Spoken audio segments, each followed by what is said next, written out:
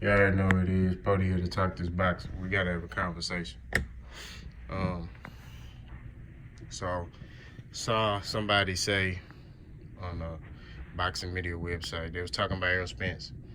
And quote was, I beat, it said, basically they were mocking Errol Spence, and they basically said that he beat Brook, who lost to Triple G. And then he beat Mikey Garcia, who was 2 weight classes down for him. So let's analyze that, okay? You got Brook, who went up 2 weight classes to fight a middleweight. Okay, he went and fought Triple G.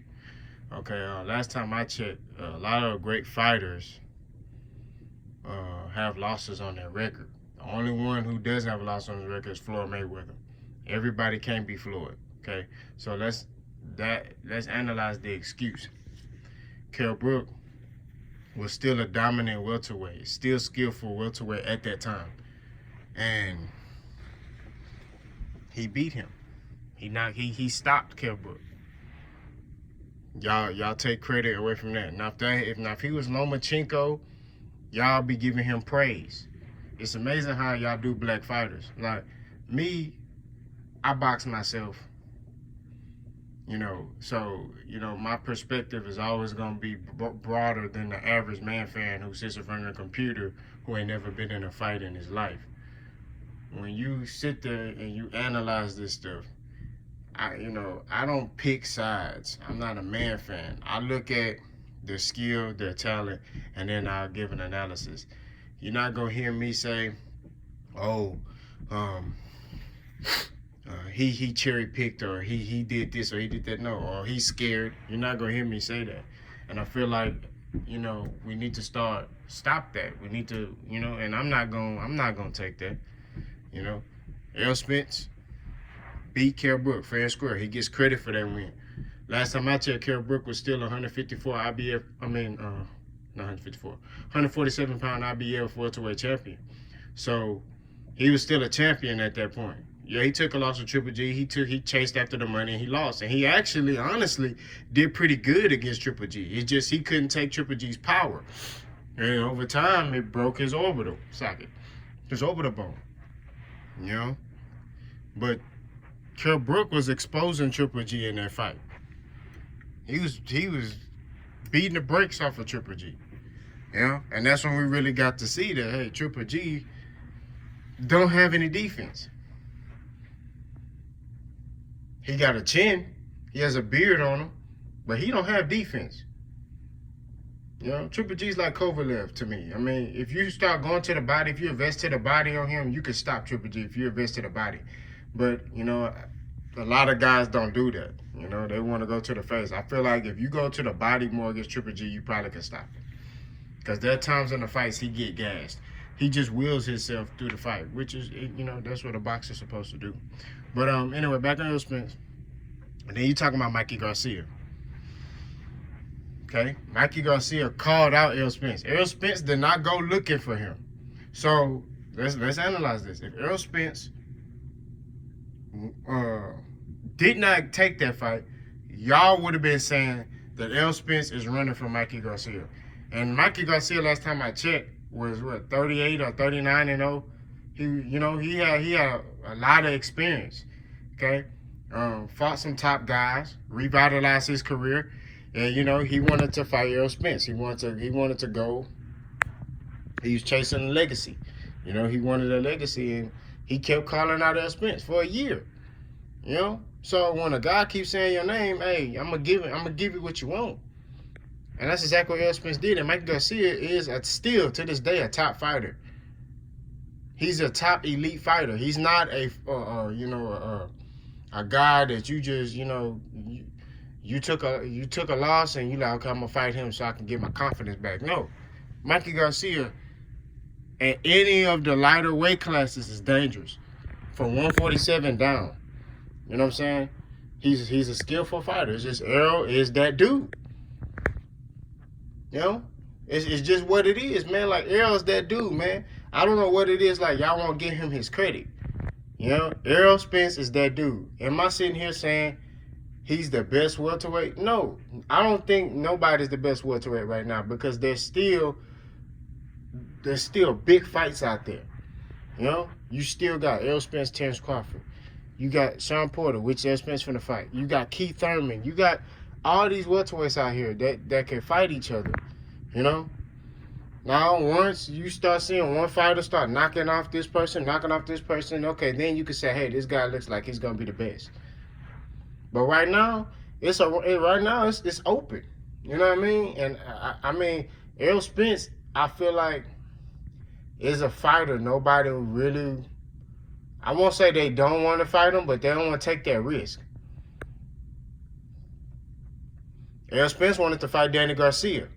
Danny Garcia made up, you know, I won't say he made an excuse, but he didn't fight him. He didn't take that fight.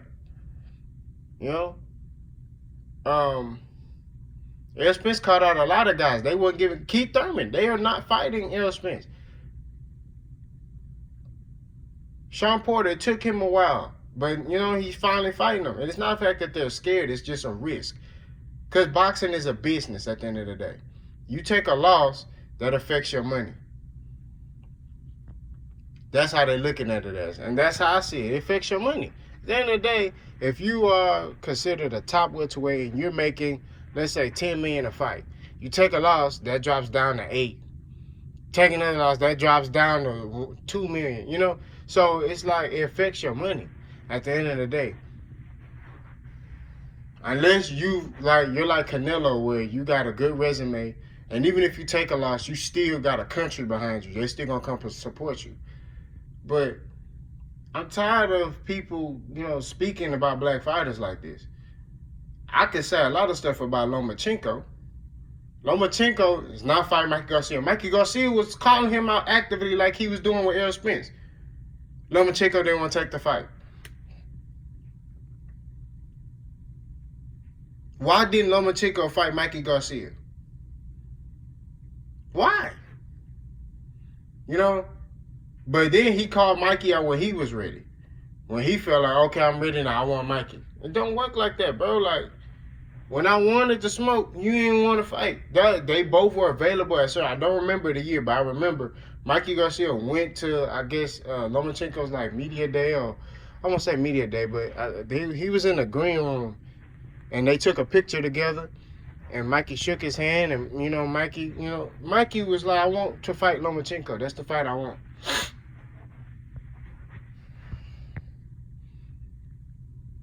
But Lomachenko gets all this praise of, oh, he's the best pound for pound. And I'm only using him because Top Rank is moving him smartly. Okay? The Rigondeaux fight. He beat Rigondeaux. I thought Rigondeaux was going to beat him just based off skill. I knew it was a challenge, though, because Lomachenko is bigger. But I figured, like, man, Rigondeaux probably can out, you know. But Lomachenko showed me he's a fighter that has skill, and he's bigger, so he used that. So at the end of the day, you know, Lomachenko, he's a good fighter, man. Like, he's a good fighter, but keep that same energy when it pertains to Errol Spence. So if you're going to say that about Errol Spence, you need to say the same thing about Lomachenko. You need to say the same thing about Triple G. You need to say the same thing about Canelo. You need to say the same thing about Tyson Fury. It's like y'all select, like, oh, okay, well, this guy is the greatest. I like him. Look, it don't work like that. These boxers don't care about you. They don't give a damn about you. So for you to sit here and be like, oh, yeah, I like this boxer. Man, come on, bro. Like, at the end of the day, bro, this sport of boxing is a dangerous sport, but it's a sport where you're supposed to analyze it from a broad perspective. And these man fans are not doing that. They just latch on to a guy and, oh yeah, he's the best thing since sliced bread. They latch on to Lomachenko. I've been saying this, and I got a lot of heat for saying this. Lomachenko is a good offensive fighter. He's a good offensive fighter. People don't see that. They're like, oh, his defense is immaculate. He's a good offensive fighter. Okay? Lomachenko uses angles. He uses offense. He throws a lot of punches. It's smooth. You know, he uses angles. But when he gets in there with a guy who can throw more punches, who's gonna keep coming, who like, man, F what you talking about. He not gonna take that fight. When he fought a guy like that, he lost. And that was against Alito. But don't get it twisted. I think Lomachenko can beat a lot of top fighters at his weight class. But he also knows who's going to cause him issues as well. Lomachenko can box. He can sit there and outbox you and systematically break you down. But his offense is better than his defense. His offense is immaculate. Footwork, everything. Offense is immaculate.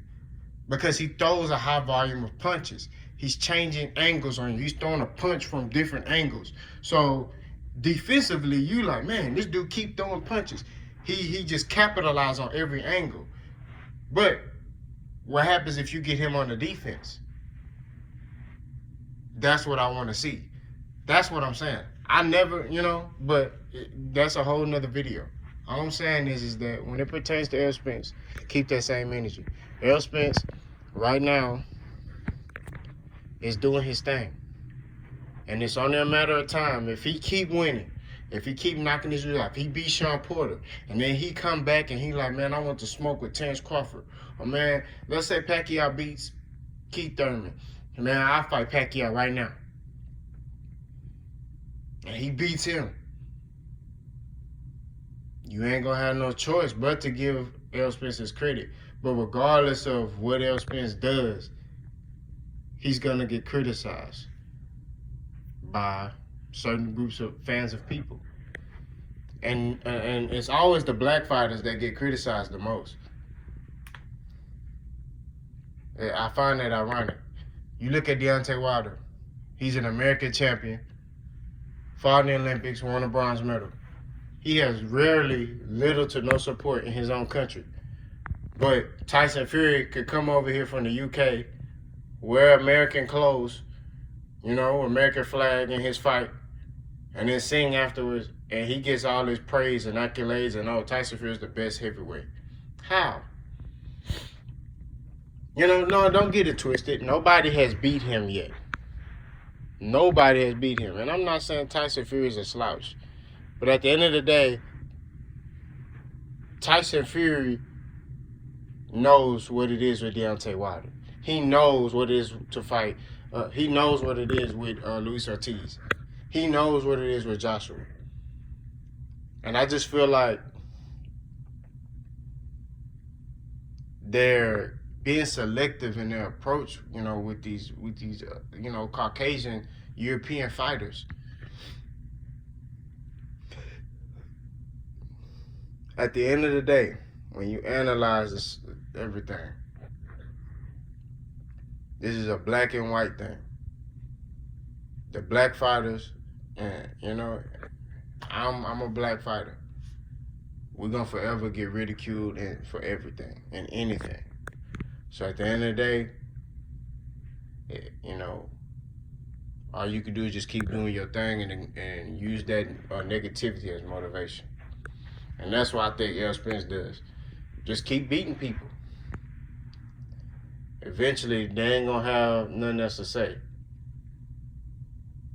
So, you got people saying, "Oh, Errol Spence is a weight bully. He's forcing himself to make 147." What difference does it make? At the end of the day, it all pertains to skill. If you gotta have some skill to be a boxer. Especially be a pro boxer and to be undefeated and have 25, he got 25 wins. So it's like, you have to have skill. And Errol Spence has it. It's just all displayed in different matters. It's displayed in different, because Errol Spence does a lot of little things right. He does a lot of little things right. And that's what I'm talking about. But honestly, I believe that the haters, they see that. So they're trying to do everything to, discredit him. I mean, you saw that with Floyd. Floyd would get in there with somebody. Like, for example, he got in there with Pacquiao, and everybody's, oh, Pacquiao finna knock him out. It's over. It's over. And Floyd destroyed this man. He outboxed him. He didn't let Pacquiao get going. He had a smart game plan. He was smart when he got in there. Now, did I agree with that game plan? No. I'll prefer him to knock Pacquiao out to make a statement. But he just outboxed him for 12 rounds.